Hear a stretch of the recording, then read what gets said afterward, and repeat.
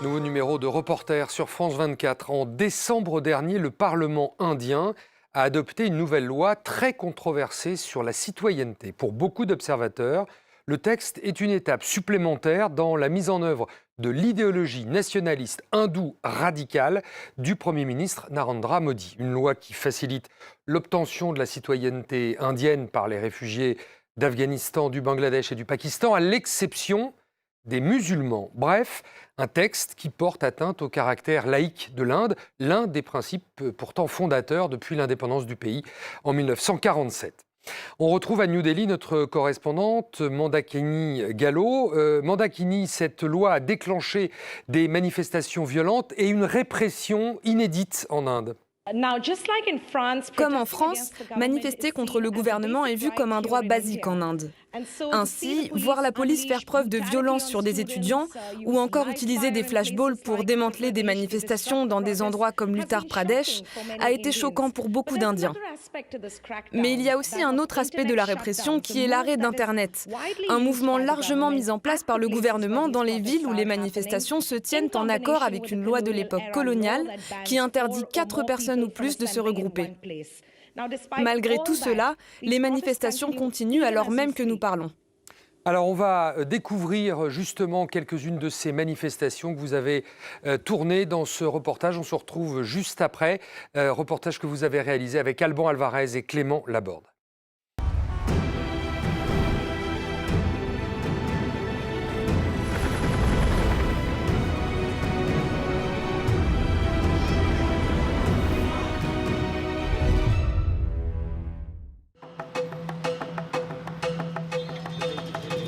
Aujourd'hui, partout dans le pays, des centaines de milliers de personnes sont attendues dans les rues.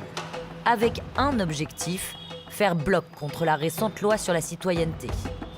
Allez, dépêchez-vous, on y va. À New Delhi, Etmam, étudiant en droit, veille à ce que ses camarades de l'université de Jamia Millia puissent se rendre à la manifestation librement. Une mission rendue difficile par les autorités.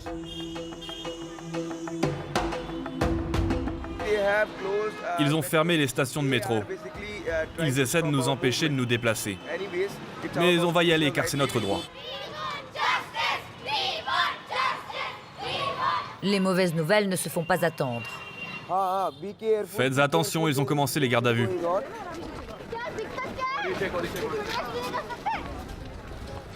Des milliers d'étudiants et d'activistes sont arrêtés à New Delhi.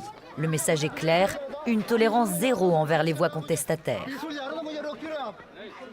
Nous n'avons même plus le droit de faire entendre notre voix dans ce pays. Honte à la police de Delhi. Etmam et ses amis connaissent les risques mieux que quiconque.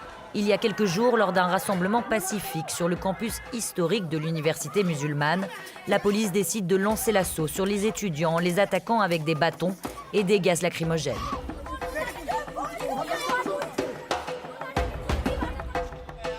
De cette attaque naît une mobilisation nationale qui va bien au-delà de celle des étudiants. Malgré les arrestations, à Delhi, le mouvement ne faiblit pas.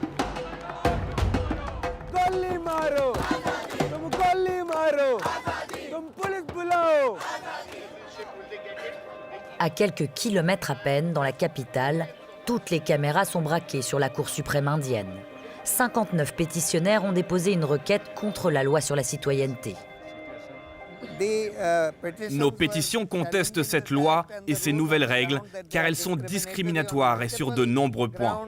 Pour Prashant Bhushan, l'un des avocats des droits de l'homme les plus éminents du pays, exclure les musulmans de cette loi va à l'encontre de la constitution indienne. La création de l'Inde repose sur la laïcité, qui ne permet donc pas à l'État de discriminer sur la base de la religion. Et c'est pourquoi ce sont les principes fondamentaux de notre République qui sont menacés par cette loi. Ceux qui sont à la tête de notre nation, M. Modi, M. Amit Shah et le BJP, ont pris le contrôle du pays et veulent en faire une république hindoue, ce qui est totalement contraire à notre Constitution. Ce sera l'un des cas les plus contestés en 2020. Et nul doute que pour leur plaidoyer, les avocats pointeront du doigt l'État de l'Assam, où plusieurs millions de personnes sont sur le point de perdre leur nationalité. Un État où, depuis le début des manifestations, les journalistes étrangers sont interdits et où Internet a été coupé pendant plusieurs semaines. Nous nous sommes rendus à Golpara, une commune reculée de l'Assam qui partage une frontière poreuse avec le Bangladesh. Là, on va aller voir quelques tribunaux pour étrangers. Jenal Abdin est un ancien élu régional, aujourd'hui reconverti en activiste.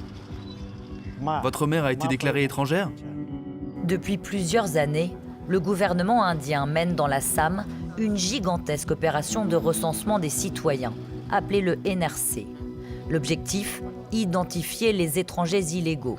Ça se passe dans tout l'État de l'Assam. Tout le monde reçoit des assignations à comparaître au motif d'être suspecté d'être des citoyens D. D veut dire douteux. Une fois qu'une personne est déclarée citoyen douteux, elle doit se présenter devant un tribunal pour étrangers et prouver sa citoyenneté avec des documents officiels. La plupart de ces personnes sont pauvres et analphabètes.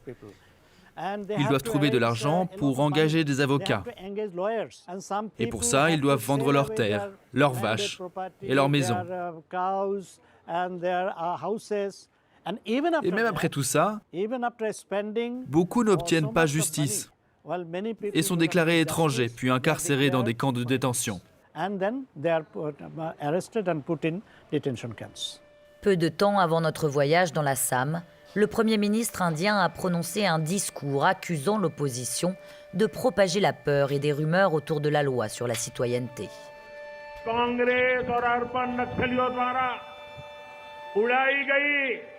Detention centre के अफवाहें सरासर झूठ है, बद इरादे वाली है, देश को तबाह करने के नापाक इरादों से भरी पड़ी है। ये झूठ है, झूठ है, झूठ है।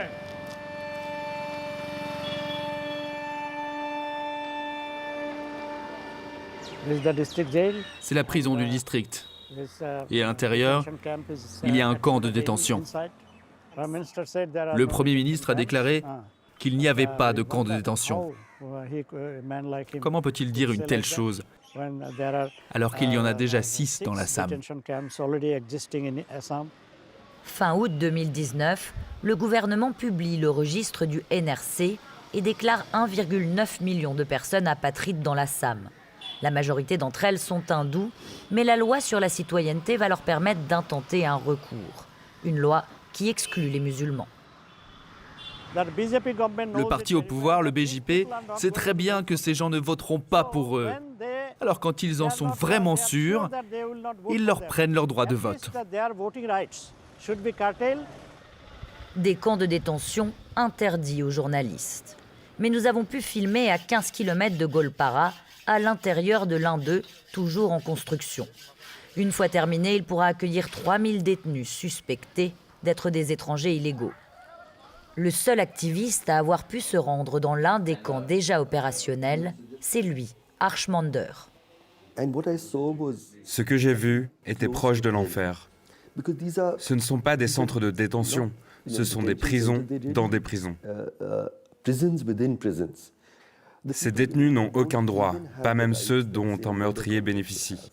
Ils n'ont même pas de cours pour sortir dehors, ils n'ont pas de travail dans la prison, et plus important, ils n'ont pas de parloir.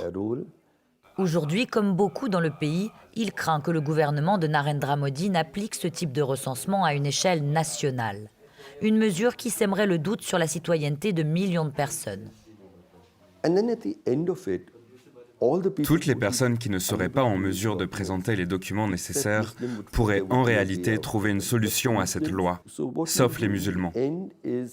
Pour eux, ce qui va se passer, c'est qu'ils vont perdre leur citoyenneté. C'est tellement proche de ce qui s'est passé en Allemagne. Une accusation que le gouvernement réfute. Retour à New Delhi, où les étudiants ne sont pas convaincus. Comme au premier jour de la mobilisation il y a plusieurs semaines, Etmam et ses amis manifestent toujours devant l'université Jamia Millia.